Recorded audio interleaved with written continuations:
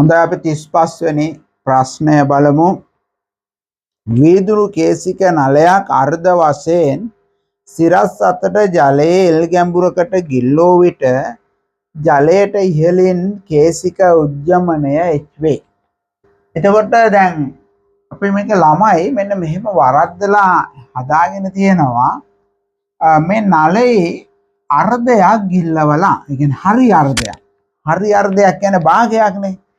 එතකොට භාගයක් ගිල්ලුවොත් මෙන්න මේ ගිලුණු දුර L කියලා මේගොල්ලෝ කියනවා. ඉතින් මෙහිම වෙනවා. නමුත් ඥාන හරියට කියවුවොත් එනවා මෙහි L කියන්නේ h ට වඩා කුඩායි. ඒ කියන්නේ h කියන්නේ මේ ටික නම් ඊට වඩා කුඩා වෙන්න ඕනේ. ඉතින් ඒ වගේ රූප සටහනක් තමයි මම මේ ඇදලා තියෙන්නේ. එහෙමනම් අනිවාර්යෙන් මෙහෙම හිතන්න ඕනේ. හරිද? එතකොට මෙතන අර්ධ වශයෙන් කිව්වම හරි භාගයක් කියන එක නෙමෙයි.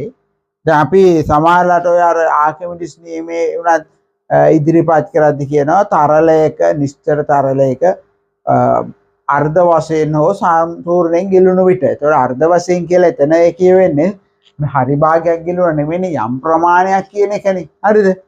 ඒ නිසා අපිට මෙතන භාගයක් ගිලුණ කියලා ගත්තු ළමයි කීප දෙනෙක් මට කතා කරලා තිබුණේ. ඉතින් යාළුවාගේ වරදක්. මොකද එතනම ලියලා තියෙනවා L කියන එක එක්ට වඩා කුඩායි කියලා. හරි අපි බලමු යම් විදියකින් මේ විදිහට ගොඩක් ගැඹුරට ගිරිල් වෙලා තිබුණා නම් මොකද වෙන්නේ කියලා අපි බලමු. දැන් මෙතන මේ කේසික උද්ගමනය කියන සිද්ධිය වෙන්නේ මෙන්න මේ පෘෂ්ඨික ආතතිය නිසා උඩට අදිනවා මේ යම් ජල කඳක් මෙහෙම උඩට අදිනවා. හරි ඇදලා ඒ උඩට අදින බලය අර යටට තියෙන යාගේ බරට අර ඇදපු ජල කඳේ බරට සමාන වුණාම යා නවත්තනවා. හරිද? එහමයි මේ කේසික උද්ගමනය වෙන්නේ. ඒතර උඩට අදින බලය එන්නේ TL. පෘෂ්ඨික ආතති බලය එන්නේ TL. එතකොට TL සමාන වෙනවා mg ට. හරිද? TL සමානයි mg ට.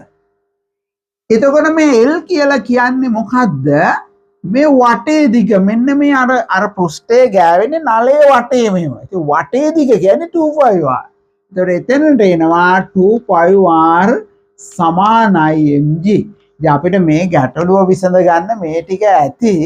අපිට මේකට h ගාව ගන්න ඕනේ නම් අපි කරන්නේ මේ m කියන්නේ මොකද්ද? අර පරිමාව වරක් ඝනත්වය. අපි එහෙම ලියමු. එතකොට t වරක් 2πr සමානයි. හරි දැන් මෙන්න මේ නලයේ සිලින්ඩර් ආකාරනේ. ඒතර πr වර්ගය හරස්කඩ වර්ගඵලය වරක් h ρ. ඔක තමයි m. එතකොට m වරක් g. හරිද? ඔන්න ඔහම ලියනවා. ඉතින් මේකෙන් තමයි අර අපිට සුපුරුදු සූත්‍රය ලැබෙන්නේ. මොකද්ද? දැන් අපිට එනවා π ට π කැපෙනවා r එකක් කැපෙනවා. හරි එතකොට අපි සාමාන්‍ය මතක තියෙන්නේ සමහර ළමයින්ට h ρ g සමානයි 2t බෙදීම r. මේ r මෙහෙට. ඒක තමයි සූත්‍රය. මම ওই විදිහටම ලියන්නම්.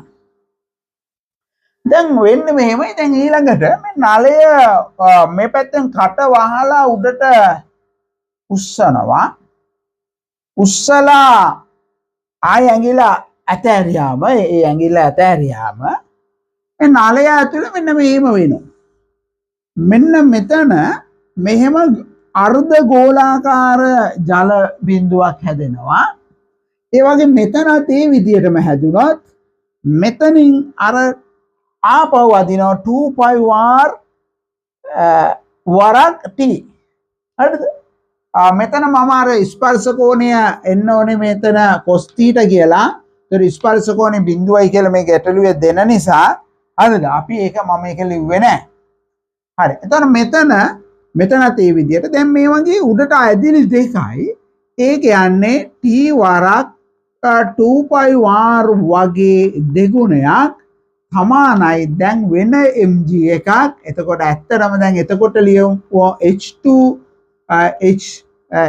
එතකොට එන්නේ වෙන mg එකනේ. මම ඒක m2g කියලා ලියන්නම්කෝ. හරි.